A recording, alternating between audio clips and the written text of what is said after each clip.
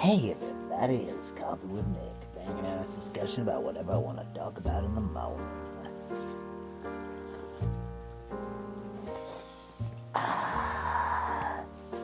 Well, finished season 2 of Star Trek Enterprise, or as it was called in the year 2003, Enterprise. Or was it 2004? Who gives a crap? I never thought I'd reach the Cindy War, part of the show where it actually starts getting good. Oh man. Rick Berman was just, for some reason, every Star Trek series post TNG was produced the same way for the first 2 seasons. First 2 seasons are just really standard, episode of the week storytelling. Sometimes there's continuity here and there, of course. But for the most part, episode of the week. And, Enterprise just kept really tried to be TOS era.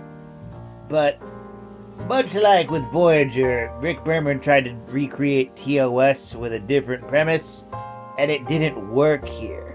See, Enterprise is not Jim Kirk's crew. They are the crew that set up Jim Kirk's crew. And they're not going to have similar adventures and go on the same vibe that they do. They're messier, they make more mistakes, and we're supposed to criticize them more. Yeah. Like the episode Cogenitor.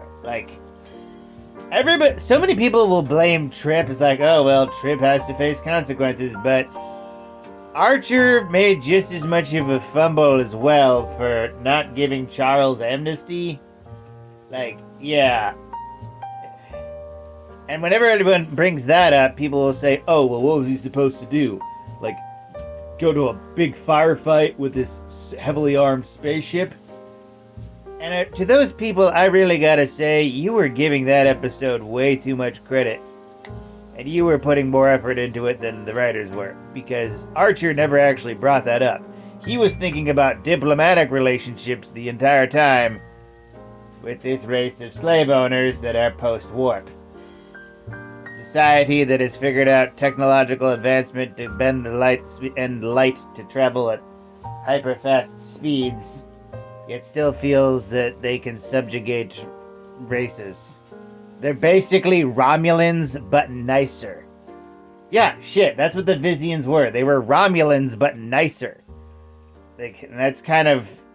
I feel like if that was the message, that just because someone is nice to you doesn't mean they're a good person, that would be better. But instead, it was just, we need to respect their way of life. No, you don't.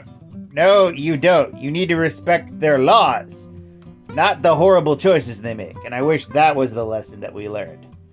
Not, well, Trip, you taught an NB to read, and now and now they're dead. They call her she in the show, so but it's better than it. Dear God, it's better than it.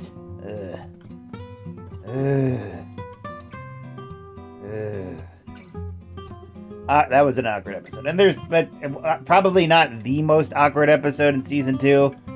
That's a tie for all the goddamn fucking fan service throughout that show.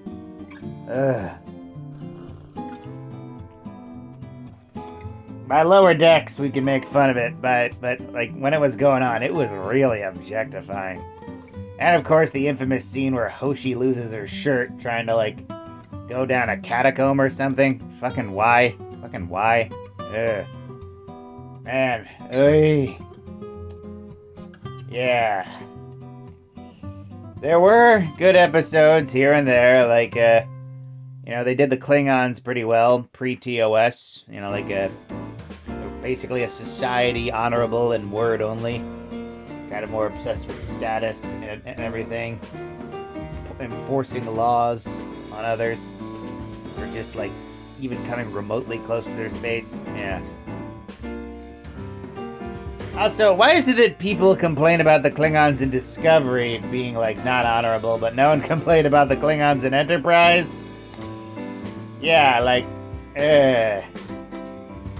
don't say that they were honorable in Enterprise. No, they put John Archer in fucking kangaroo court and gave him a death sentence, essentially, for, saving refugees.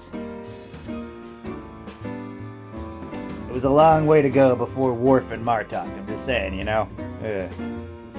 No, but give Discovery the crap because their Klingons were different than the TNG Klingons. Because, you know, that show's main character is black. And in the first season, the engineer was queer. Yeah.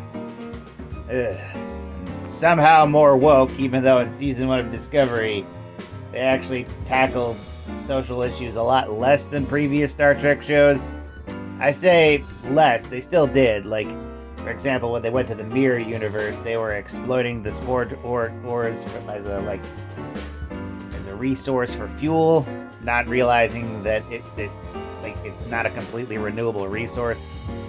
You know, they make the commentary on like just expecting the renewable resource to just renew itself without any other alternatives. That was good. That was pretty cool. Yeah.